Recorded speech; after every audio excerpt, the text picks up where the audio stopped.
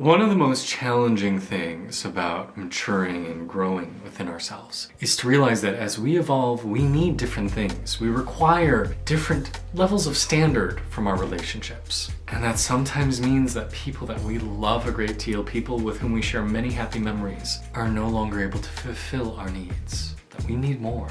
And if we're being fully honest with ourselves, maybe we've outgrown this person that we love. I remember my husband sharing with me a story about one of his first classes in graduate school to study clinical psychology. The professor looked around the room and said, "Please raise your hand if you are currently in a relationship." And about 70% of the classroom put their hands in the air. The professor then said, "By the time you're done, almost none of you will be with the partner you are currently with. Over the next many months, you're going to evolve and change and grow. And pretty much universally, your partners aren't going to be able to keep up with you. Not that there's anything wrong with them, not that they're bad people in any way, but your self-awareness is going to change. And we almost always partner with someone who's at about our same level. So as you put in the work to grow, sometime your significant others fall behind. And to find that you have to create distance from somebody who you have loved so much, well, it can be a very challenging moment on someone's spiritual journey. And it's something I want to walk you through today. So if we haven't met before, hey, I'm Kay. I'm an ecstatic life coach and author of the book, Journey to the Ecstatic Self. I've been on my spiritual journey for many years now. Before I even knew I was on a spiritual journey, I was on a spiritual journey. As a little kid, I would have all these intense metaphysical experiences of feeling the world whip around me and go sit in lotus pose and meditate, even though I didn't know that's what I was doing. In college, I got very serious about my meditation practice and my spiritual work, moved into an ashram for 7 years right after graduation, and have kind of continued with that work in different forms since then. It's something I talk about fairly regularly with my clients and on this YouTube channel, that as we grow and evolve, it is a process of shedding. It's a process of letting go of who we thought we were to become something new. And often in that shedding experience, we shed careers, we shed partners, we shed homes, because we realize I'm not this thing I thought I was and I require something different. And as we become more in tune with our deeper self and what really motivates us and what we really need to thrive, our priorities can change quite drastically. Whereas before you were happy staying out till 4 o'clock in the morning at this raging party, getting smashed with your friends, suddenly you start to realize like, this isn't making me feel so good. This is not helping me live my best life. Not that I'm at all against having a fabulous time out, right? Like that is an ecstatic experience. It can truly transport you. But the point I'm getting at is we start to develop a new relationship with ourselves, and that changes how we connect with other people. And over the course of my spiritual journey, I have noticed that people who I have loved tremendously have sometimes forcibly been ripped away from me. There's nothing that necessarily one of us did wrong. It's just very clear that we have changed and our connection has changed. Even though I might love them and miss their company, there's now just this wedge between us that can't be nailed down, it can't be defined, but you're like, oh, we just aren't compatible anymore.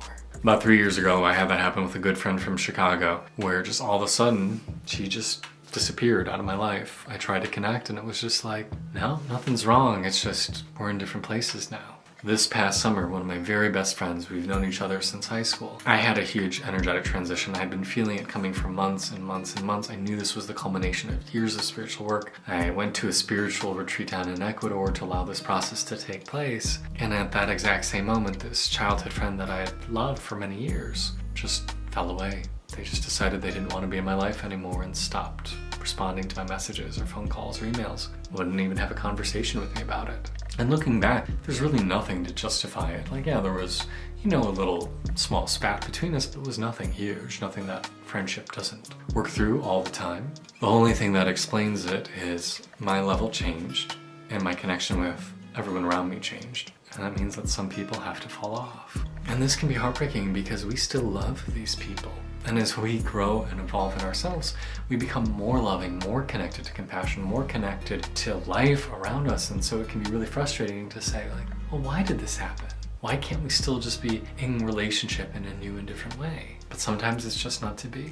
When you grow and evolve, your life changes. It blows up time after time after time, and there will be casualties, including friends. But if you're paying attention, there will be warning signs. So with me, for example, if you watched a recent video I posted about me spending 7 years living in an ashram, you knew that the woman who ran it was borderline abusive.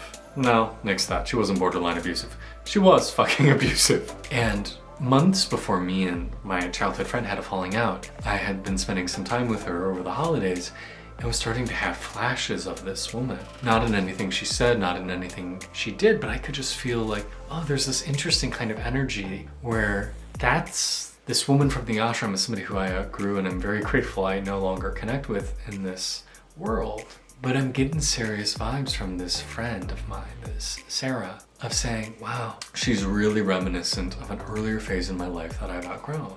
And it's frankly making me a little uncomfortable to be like, oh, this is feeling a little familiar and it's not something I've felt in a while. It was almost like there was this warning sign saying, hey, this energy, it feels familiar. It feels like something you outgrew. And if you really have transcended this, then this vibration is going to leave. Because, and the truth is, as much as I love this person, it's not a friend I would ever choose to make now. I have a much higher standard I request from my friends about showing up, being present, being vulnerable, connecting, taking time to make sure that we're being mutually met, that we're both giving and receiving in roughly equal amounts. And with this childhood friend, I was the one giving, I was the one reaching out, I was the one doing 90% of the lifting. It's not something I would tolerate in my current day relationships. So she's gone. Willingly or not, she's gone. And I miss her, and I still love her. And I still love my other friends who have evaporated from my life for some reason or another. But here's one of the great truths of the universe. The thing that you really want, the space for it is already being filled with the thing that you have settled for. Then when we let go of these things that aren't really nourishing us, that are kind of like, it's good enough, it works okay, we fully let them go, we'll find space for the relationships that will serve us better. I can say over my years of personal growth, my friendships have become better and better and better. That each new crop of people is an improvement on the ones that left.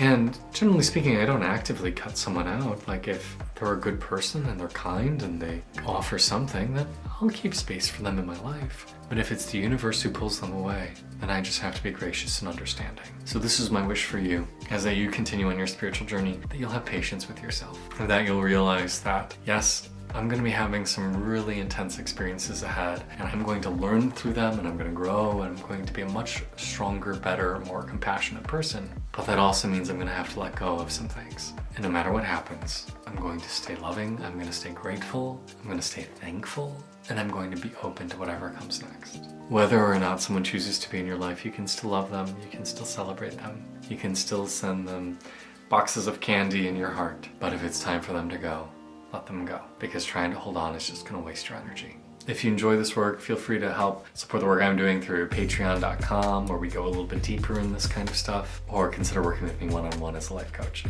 Blessings to you.